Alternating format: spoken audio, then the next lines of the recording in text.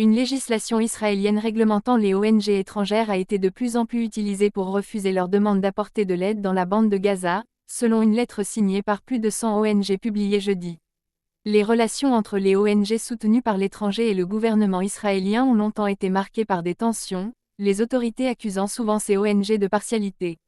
Ces rapports difficiles se sont encore tendus après l'attaque du Hamas contre Israël qui a déclenché la guerre en octobre 2023.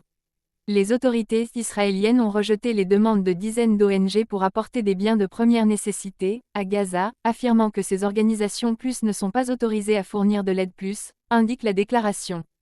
Le COGA, un organisme israélien en charge des affaires civiles, a rejeté des allégations mensongères. Israël agit pour permettre et faciliter l'entrée de l'aide humanitaire dans la bande de Gaza, tandis que le Hamas cherche à exploiter cette aide pour renforcer ses capacités militaires et consolider son contrôle sur la population. Cela se fait parfois sous couvert de certaines organisations d'aide internationale, que ce soit sciemment ou non, assure le COGA, selon lequel 380 camions sont entrés mercredi dans Gaza par les accès de Kerem Shalom et Zikim.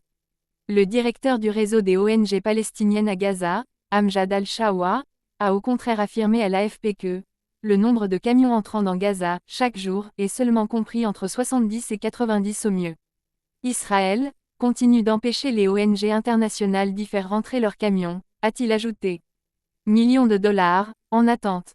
Selon la lettre, signée notamment d'Oxfam et Médecins sans frontières, MSF, au moins 60 demandes d'aide pour le territoire palestinien assiégé ont été rejetées en juillet. Elle cite l'exemple de l'ONG An-Ra qui dispose de plus de 7 millions de dollars de fournitures vitales prêtes à entrer à Gaza, y compris 744 tonnes de riz, suffisantes pour 6 millions de repas, bloqués à Ashdod, Israël, à seulement quelques kilomètres de Gaza. Idem pour CARE et Oxfam, dans l'impossibilité de livrer respectivement pour 1,5 million de dollars et 2,5 millions de dollars de diverses fournitures.